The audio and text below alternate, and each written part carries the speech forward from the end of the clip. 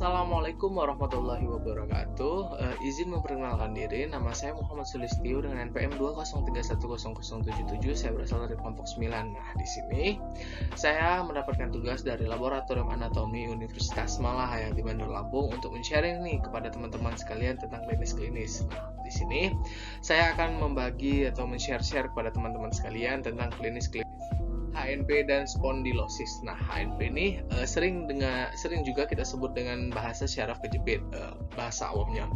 Nah, di sini saya akan membahas tentang definisi, etiologi, faktor risiko, tanda gejala, komplikasi, serta penata laksana dari klinis-klinis tersebut. Baik, definisi HNP. HNP adalah hernia nucleus pulposus. HNP atau herniated disc adalah kondisi ketika salah satu bantalan atau cakram disc tulang rawan dari tulang belakang menonjol keluar dan menjepit syaraf. Penyakit ini sering disebut oleh orang awam sebagai syaraf terjepit, seperti yang saya bilang di awal tadi. Atau hernia nucleus pulposus adalah turunnya kandungan annulus fibrosus dari diskus intervertebralis lumbal pada spinal kanal atau ruptur annulus fibrosus dengan tekanan dari nukleus pulposus yang menyebabkan kompresi pada elemen saraf. Pada umumnya HNP pada lumbal sering terjadi pada L4 sampai L5 dan L5 sampai S1. Kompresi saraf pada level ini melibatkan root nerve L4, L5 dan S1. Hal ini menyebabkan nyeri pada pantat dan menjalar ke tungkai kebas dan nyeri. Nah, etiologi dari HNP ini adalah hernia nucleus pulposus terjadi ketika lingkaran jaringan ikat yang mengelilingi cakram rusak. Nah, sehingga menyebabkan bantalan di dalam cakram menonjol keluar. Cakram yang rusak dapat memberikan tekanan pada seluruh sumsum tulang belakang atau pada sebuah syaraf. Akibatnya hernia dapat memberikan rasa nyeri pada area cakram yang menonjol dan juga area tubuh yang dikendalikan oleh syaraf tersebut. Baik, lanjutan dari etiologi tadi, penyebab dari kerusakan cakram masih belum jelas, namun usia merupakan faktor umum dan dalam kebanyakan kasus, cakram tulang belakang akan kehilangan kadar airnya seiring dengan penuaan. Nah, sehingga cakram menjadi tulang fleksibel dan membuat mudah pecah. Merokok juga dapat menyebabkan cakram kurang fleksibel. HNP itu ada terdiri berbagai macam, itu sering kita sebut atau klasifikasinya. Nah, klasifikasi dari HNP ini adalah yang pertama HNP sentral. HNP sentral akan menimbulkan parepresis, flaccid, prastesia dan retensi urin. Nah, yang kedua HNP lateral, rasa nyeri terletak pada punggung bawah di tengah-tengah antara pantat dan betis, belakang, tumit dan telapak kaki.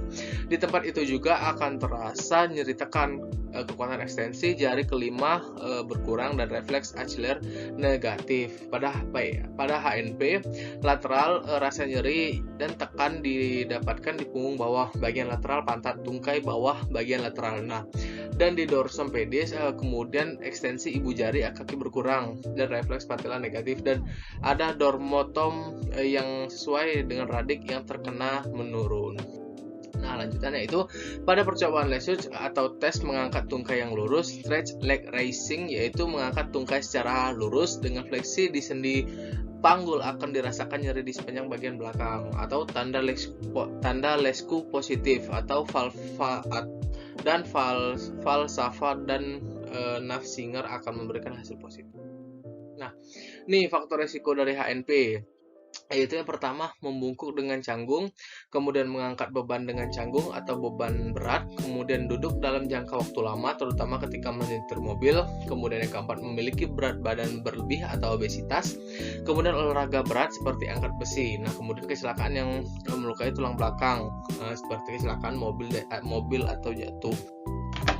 Baiklah, yang selanjutnya tanda dan gejala dari HNP. Nah, manifestasi klinik utama yang muncul adalah rasa nyeri di punggung bawah disertai otot-otot sekitar lesu dan nyeri tekan. HNP terbagi atas HNP sentral dan HNP lateral. Nah, HNP sentral akan menimbulkan paraparesis, flaccid, prasentesia dan retensi urin, sedangkan HNP lateral bermanifestasi pada rasa nyeri dan nyeri tekan yang terletak pada punggung bawah di tengah-tengah area bokong, betis, tumit dan telapak kaki.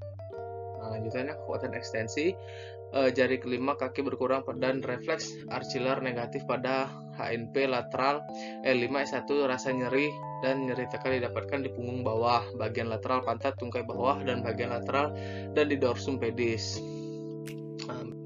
Komplikasi nih. Komplikasi yaitu yang pertama adalah inkontinensia urin. Nah, atau biasanya kondisi ketika seorang sulit menahan buang air kecil. Nah, kemudian inkontinensia tinja, yaitu kondisi ketika tubuh tidak mampu mengendalikan buang air besar. Kemudian yang kedua, hilang sensasi di daerah sekitar dubur dan paha bagian dalam, kerusakan saraf permanen yang menyebabkan kelumpuhan. Baik, penata laksanaannya itu dari HNP yaitu terapi konservatif meliputi tirah baring disertai obat analgetik dan obat pelemas otot.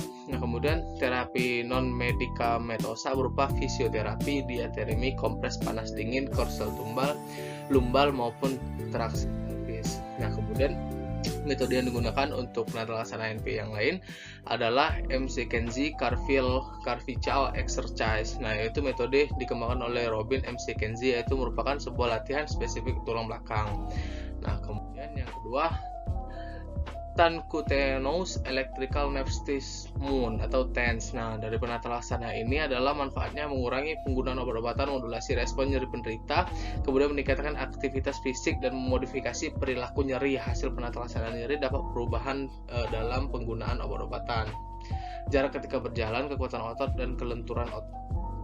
Baiklah, yang ketiga adalah SORTEV diatremi atau SWD, yaitu medan elektromagnetik frekuensi tinggi yang bersosialisasi untuk memanaskan area. Teknik ini lebih efektif dalam memanaskan otot besar, massa otot besar, dan mengakibatkan otot menahan panas lebih lama. Dengan pemberian SWD akan memberikan efek berupa pengurangan nyeri dan memberikan dampak relaksasi pada jaringan otot dengan adanya pengurangan spasme otot terutama pada punggung bawah. Nah, baiklah, kita lanjut nih ke klinis yang kedua, yaitu spondylosis. Nah, yaitu apa sih spondylosis itu? Nah, istilah medis yang digunakan spondylosis digunakan untuk menggambarkan proses penuaan atau degenerasi tulang belakang. Nah, tulang belakang Anda yang disebut dengan juga vertebra. Pada sistem rangka dan anatomi tulang manusia, di setiap pasang vertebra terdapat 3 sendi, yakni cakram intervertebralis yang berada di bagian depan belakang. 2 sendi lainnya adalah sendi facet yang berada di bagian belakang vertebra. Kemudian sendi ini terbuat dari tulang rawan yang berfungsi untuk melindungi tulang. Kemudian ada juga ligamen di sekitar vertebra yang membantu menopang sendi dan tulang. Seiring bertambahnya usia, maka tulang cakram, tulang rawan, ligamen mengalami penurunan. Taji tulang atau pertumbuhan tulang yang tidak normal bisa terbentuk mengering dan retak. Tulang rawan menjadi aus dan ligamen bisa menopang. Etiologinya yaitu penyebab utama dari spondylosis adalah aus dan memipihnya tulang, mengeringnya cakram, dan menebalnya ligamen di sekitar tulang belakang. Perlu diketahui bahwa tulang belakang memberi struktur dan menopang tubuh. Selain itu juga, tubuh ini juga melindungi hampir semua cabang syaraf utama yang berjalan dari otak, terutama tulang belakang membantu memberi struktur tubuh, menopang sebagian besar beratnya. Kemudian lanjutnya, seiringnya bertambah usia, beratnya aktivitas tertentu atau masalah kesehatan tertentu bisa menyebabkan cakram menjadi kering, tipis, dan kehilangan kemampuannya. Sendi facet atas tulang belakang juga bisa akan mengalami aus sehingga menyebabkan fungsinya jadi kurang optimal. Tulang rawan juga menjadi tarkikis sehingga mengakibatkan pertumbuhan taji tulang. Semua ini akhirnya bisa menyebabkan spondylosis. Nah, faktor risikonya nih ada 8. Ada yang pertama, memiliki berat badan berlebihan atau obesitas. Kemudian yang kedua, memiliki gaya hidup malas bergerak dan kurang suka olahraga. Kemudian mewarisi genetik tertentu membuat risiko kelainan tulang menjadi lebih besar. Kemudian yang keempat, mengalami cedera tulang belakang atau menjalani operasi tulang belakang. Kemudian yang kelima, memiliki kebiasaan merokok. Yang keenam, memiliki pekerjaan yang membutuhkan gerakan berulang atau menahan beban yang melibatkan tulang belakang. Kemudian yang ketujuh, menderita radang sendi psoriasis atau masalah pada kesehatan mental seperti gangguan kecemasan dan depresi. Kemudian yang terakhir, usia bertambah tua. Baik, komplikasi dari spondylosis Yang pertama, stenosis tulang belakang, yaitu kondisi penyempitan saluran saraf pada tulang belakang menyebabkan gejala mati rasa, kesemutan, atau kelemahan pada kaki. Kemudian yang kedua, radikulopati serviks, perubahan pada cakram atau tulang di punggung menyebabkan saraf terjepit, sehingga menyebabkan nyeri, mati rasa, hipersensitivitas pada punggung. Yang ketiga, myelopati spondylosis cervix, yaitu sumsum tulang belakang yang terkompresi atau terjepit sehingga menimbulkan nyeri dan mati rasa pada tungkai kaki. Nah, skoliosis ini hubungan antara kelainan tulang belakang ini dengan skoliosis yang melengkungnya belakang ke arah belakang samping sehingga tulang belakang membentuk huruf S atau C. Baik, penata laksana dari spondylosis adalah obat NSAID untuk meringankan rasa nyeri dan peradangan pada tulang belakang. Sebagai contohnya ibuprofen, kemudian kortikosteroid dapat meredakan rasa sakit punggung yang lebih parah dan efektif diobati dengan NSAID. Nah, kemudian obat relaksan otot dapat membantu meredakan kejang pada otot leher atau otot sekitar punggung bawah. Nah, kemudian obat anti kejang yaitu bermanfaat mengurangi rasa nyeri yang pada saraf yang rusak. Obat golongan ini yang biasanya diresepkan adalah gabapentin atau neurotin horizon.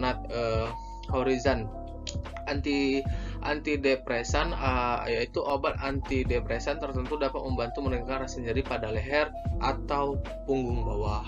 Kemudian lanjutannya mengikuti terapi lumbar spinal rotation, posisi tubuh berbaring telentang pada kedua lutut ditekuk dan telapak kaki menyentuh tanah, lalu letakkan kedua posisi samping tubuh, dorong kedua lutut ke samping. Nah, kemudian kiri dan kanan dengan posisi tubuh bagian atas tertutup tetap lurus, lakukan gerakan ini secara berulang. Kemudian kinetosis, posisikan tubuh Anda terlentang dan perlahan-lahan satu kaki ke dada, lalu ditekuk, tahan posisinya selama 30 detik, kemudian letakkan kembali kaki menyeluruh lantai dan lurus ke depan. Ulangi latihan ini dengan lutut kaki yang lain. Kemudian pencegahan dari spondylosis, yaitu duduk dan berdiri dengan yang benar, kemudian belajar mengangkat dengan benar, kemudian yang ketiga berolahraga secara teratur atau latihan aerobik sangat baik dianjurkan. Yang keempat adalah raih dan pertahankan berat badan yang sehat, kemudian yang kelima makan yang sehat atau diet seimbang rendah lemak kayak buah-buahan dan sayuran. Kemudian yang keenam adalah berhenti merokok, kemudian yang ketujuh hindari penggunaan alkohol secara berlebihan, dan kedelapan beristirahatlah yang banyak atau yang cukup. Baik, diagnosis dari spondylosis adalah diagnosis spondylosis dilakukan dengan menggunakan pemeriksaan radiologi seperti sinar X, film polos, MRI atau CT scan. Sinar X dapat menunjukkan taji tulang pada korpus vertebra di tulang belakang, penebalan sendi facet, sendi yang menghubungkan tulang belakang satu sama lain, dan penyempitan ruang diskus intervertebralis. CT scan tulang belakang mampu memvisualisasikan tulang belakang secara lebih rinci dan dapat mendiagnosis penyempitan saluran tulang belakang. Nah, saat ini ada MRI menunjukkan detail terbesar di tulang dan digunakan untuk memvisualisasikan diskus intervertebralis termasuk tingkat hernisasi diskus. Jika ada MRI juga digunakan untuk memvisualisasikan vertebra, sendi facet, saraf dan ligamen di tulang belakang, dan dapat dengan andal mendiagnosis saraf terjepit. Baik, ini contoh-contoh dari klinis HNP. Ini HNP yang kemudian yang ada itu foto ronsen dari spondylosis. Baik, menurut sumber yang saya tulis, yang saya buat di PPT ini adalah libui.ac.id, kemudian apprentice.ums.ac.id, dan https://sinta.unut.ac.id. Baiklah, cukup sekian. Mohon maaf apabila banyak kesalahan dan kekurangan dalam pembuatan materi, dalam penyampaian materi, dalam kesalahan kata. Mohon maaf yang sebesar-besarnya, itu murni kesalahan dari saya. Mohon maaf sekali. Kemudian saya pamit undur diri. Wassalamualaikum warahmatullahi wabarakatuh. Stay safe.